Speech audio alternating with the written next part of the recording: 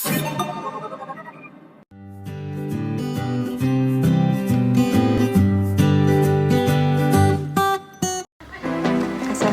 warahmatullahi wabarakatuh.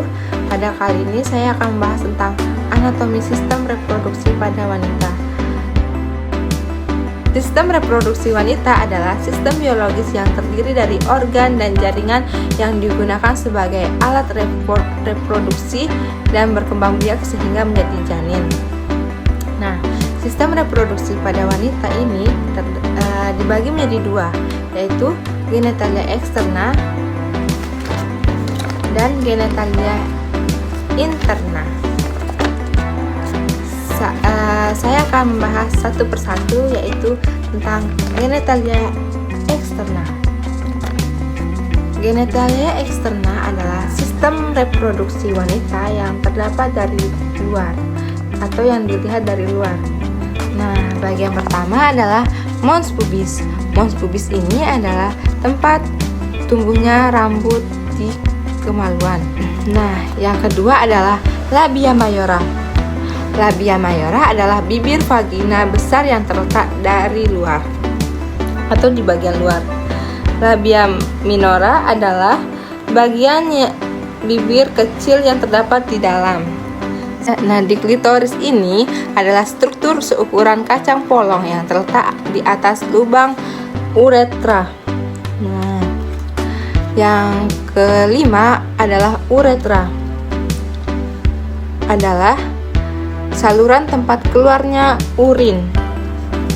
Selanjutnya, bagian kelima adalah vagina. Di sini vagina. Nah, di dalam vagina ini terdapat hymen atau selaput darah. Yang bagian keenam adalah anus. Pada vagina terdapat dua kelenjar, yaitu kelenjar Bartholin dan kelenjar Skin.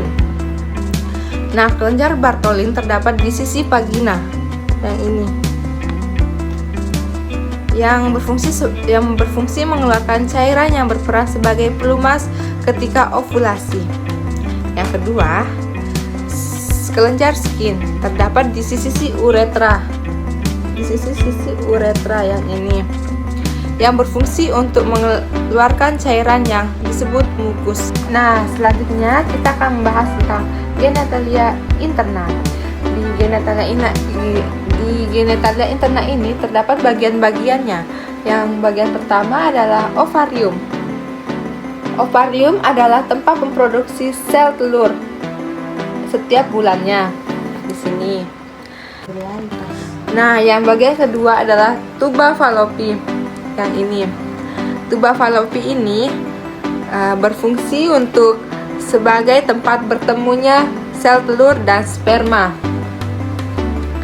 Yang bagian ketiga adalah uterus.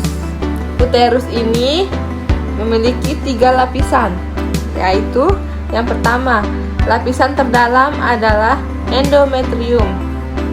Yang ini. Kemudian lapisan otot yang kuat disebut momenterium. Yang ini. Dan lapisan terluar adalah perineum. Yang selanjutnya adalah cervix.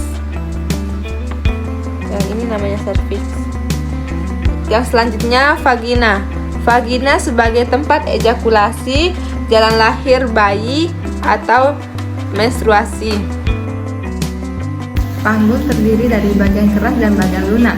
Bagian lunak itu terbentuk dari otot-otot dan ligamentum, dan bagian keras dibentuk oleh tulang-tulang. Panggul keras dibagi menjadi dua bagian, yaitu pelvis mayor dan pelvis minor. Pelvis mayor ini adalah yang lebar dan berfungsi mendukung organ pada perut ini. Yang kedua, pelvis minor adalah alat-alat kandungan yang menentukan jalan lahir. Panggul besar dibentuk 4 buah tulang, yaitu 2 buah tulang coxae kiri dan kanan, 1 tulang sacrum, dan 1 tulang coccygeus. Tulang coccyx memiliki 3 buah tulang yang bersatu. Pembatasannya adalah acetabulum yang ini. Acetabulum ke atas dinamakan os ilium, acetabulum ke bawah dinamakan os ischium, acetabulum ke depan dinamakan os pubis. Os ilium memiliki penebalan tulang yaitu crista iliaca yang ini, dengan bagian di bagian depan dan di bagian belakang. Di bagian depan dan di bagian belakang terdapat tonjolan yang pada tulang. Di bagian depan dinamakan spina iliaca anterior superior. Di bagian ini dinamakan spina iliaca anterior inferior. Nah, di bagian ini spina iliaca posterior superior. Yang ini dinamakan spina iliaca posterior inferior. Pada os ilium ini terdapat fossa iliaca yang ini. Selanjutnya ke os ischium, terdapat bagian bawah. Pada bagian belakang terdapat tonjolan pada tulang yang bisa disebut dengan spina ischiadica. Yang ini dinamakan spina ischiadica. Spina ischiadica ini sebagai pemisah antara incisura ischiadica mayor dan incisura ischiadica minor. Os pubis bagian depan acetabulum. Os pubis terdapat bagian depan acetabulum. Tulang ini memiliki pembatas yaitu foramen obturatum, lubang pada tulang atau pemisah antara tulang duduk dengan tulang kemaluan. Ini disebut dengan ramus superior ossis pubis. Ini disebut dengan ramus inferior ossis pubis. Ramus inferior ossis pubis. Yang ini ramus inferior ossis pubis ini kanan dan kiri itu membentuk corpus pubis. Os sacrum berbentuk segitiga yang melebar ke atas dan mengecil ke bawah. Yang ini. Tulang ini terletak di bagian belakang antara kedua pangkal paha. Os sacrum ini terdapat dari 5 ruas tulang yang bersatu. Crista sacralis, yang ini crista sacralis. Tonjolan tulang os sacrum disebut dengan promontorium. Tonjolan tulang os sacrum disebut dengan promontorium yang ini. Os coccygeus, tulang ini terdiri dari 3 sampai 5 ruas tulang yang bersatu. Tulang ini bisa terdorong 1 sampai 2 cm ke belakang. Yang ini.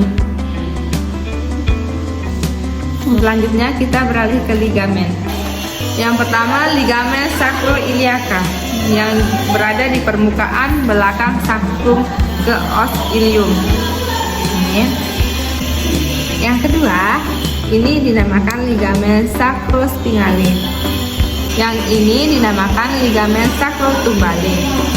Yang ini di tengah-tengah ini dinamakan ligamen pubicum. Yang ini dinamakan ligamen ilioumbale.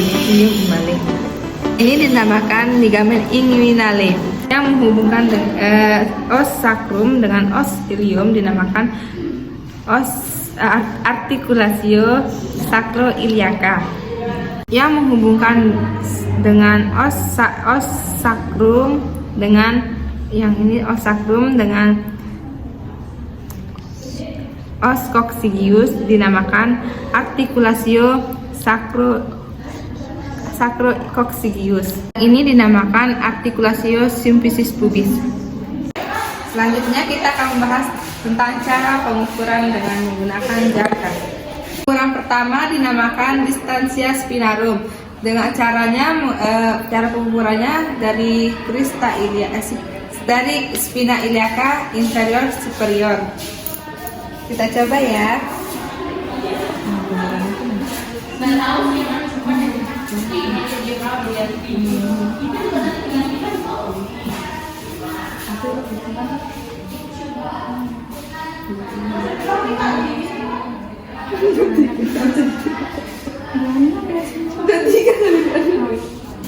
Ukuran normalnya itu adalah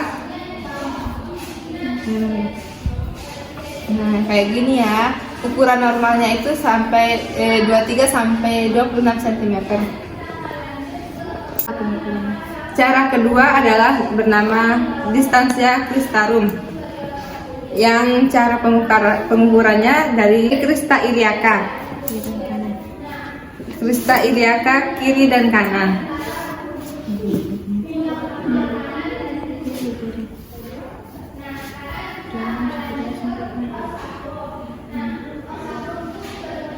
Nah, kayak gini ya.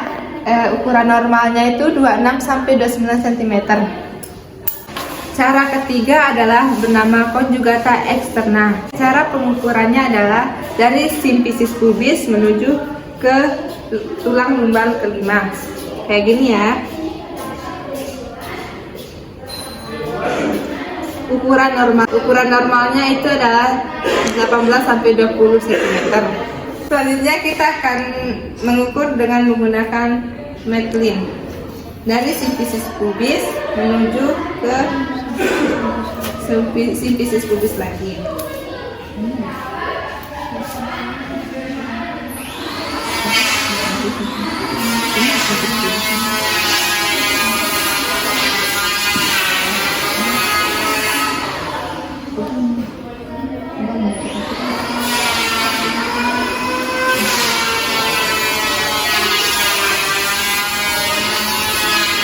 Nah, kayak gini. Nah, ukuran normalnya itu 80 sampai 90. Selanjutnya kita akan beralih ke otot atau muskulus. Ini bagian pertama adalah musculus levator ani yang ini. Yang kedua musculus coccygeus. Yang ketiga musculus gluteus maximus. Yang keempat musculus spinatus externum. Yang selanjutnya musculus bulbus spongiusus. Dan selanjutnya kita akan membahas tentang bentuk-bentuk panggul. Yang pertama bentuk panggul genekoid. Yang pertama kita akan membahas tentang panggul genekoid. Merupakan bentuk panggul terbaik dan sesuai untuk melahirkan normal. Nah, tipe ini terdapat 41% pada wanita. Yang kedua, tipe panggul android. Nah, yang kayak gini. Tipe panggul ini tergolong sebagai tipe panggul laki-laki dengan ukuran rongga panggul kecil dan bentuknya menyerupai simbol hati. Nah, yang selanjutnya bentuk panggul antropoid. Yang ini. Bentuk tipe ini hampir menyerupai segitiga dengan ciri-ciri spina ischiadica tidak menonjol. Nah, tipe panggul ini ditemui lebih banyak di pria. Yang terakhir kita akan membahas bentuk panggul platyploid. Tipe panggul ini berbentuk oval, jarang ditemukan pria atau wanita.